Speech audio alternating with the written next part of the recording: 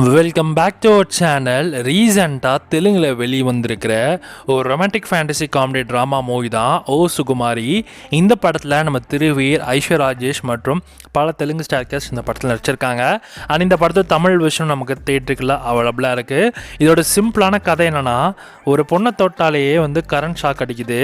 அந்த மாதிரியான வித்தியாசமான ஒரு பிரச்சனையில் தான் நம்ம ஐஸ்வர்யா ராஜேஷ் இருப்பாங்க. ஸோ ஐஸ்வர்யா ராஜேஷை கட்டிக்க நம்ம ஹீரோ களமிறங்குறாரு. ஸோ அவருக்குன்னு ஒரு பிரச்சனை இருக்கும். அந்த பிரச்சனையை சரி செய்யறதுக்காக கல்யாணத்தை சீக்கிரமாக பண்ணணும் அப்படின்ற மாதிரி முயற்சியில் கல்யாணமே பண்ணிடுறாரு. அதுக்கப்புறம் தான் இந்த உண்மை தெரிய வருது, ஐஸ்வர்யா தொட்டாலே எலக்ட்ரிக் ஷாக் அடிக்குதுன்னு. மேரேஜ்க்கு அப்புறம் நடக்கிற சில பிரச்சனைகள்லாம் என்னாச்சு அப்படின்றது தான் இந்த படத்தோட கதையே. அண்ட் ஓவராலாக இந்த படத்தை பொறுத்த வரைக்கும் நல்லா இருந்துச்சு. ஐஸ்வர்யாவோட போர்ஷன்ஸ் எல்லாமே ரொம்ப எமோஷ்னலாக நல்லா பர்ஃபார்மன்ஸாக நல்லா பண்ணியிருந்தாங்க. எங்கேஜிங்காக வச்சுருந்தாங்க படத்தோட ஸ்க்ரீன் பிளேயில் அவங்களோட போர்ஷன்ஸ் எல்லாமே.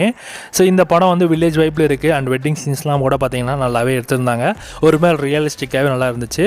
இந்த படத்தில் கிரிஞ்சு காமெடின்றது இருக்க தான் செய்யுது. அவுட்டேட்டடான ரைட்டிங் இந்த படத்தில் நம்மளால் பார்க்க முடியுது. தொட்டாலே கரண்ட் ஷாக் அடிக்குது அப்படின்ற ஒரு டெம்ப்ளேட்டில் இருந்தாலும் ஆனால் அதை ப்ரெசென்ட் பண்ணியிருக்க விதத்தை ரொம்ப ஒரு மாதிரி சொதப்பிருக்காங்க அப்படின்னு தான் சொல்லணும். அந்த டெம்ப்ளேட்டே பெருசாக சரி கட்டல.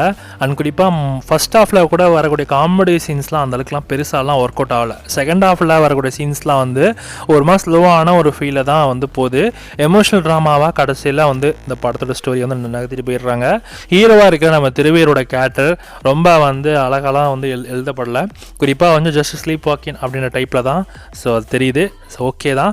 இந்த படம் ஒரு டீசென்ட் வாட்சபிள் மூவியாக தான் இருக்குது. நான் கூட இந்த படம் வேறெல்லாம் சூப்பராக இருக்கும் அப்படின்னு நினச்சேன். பட் அந்த அளவுக்குலாம் பெருசாக இல்லை.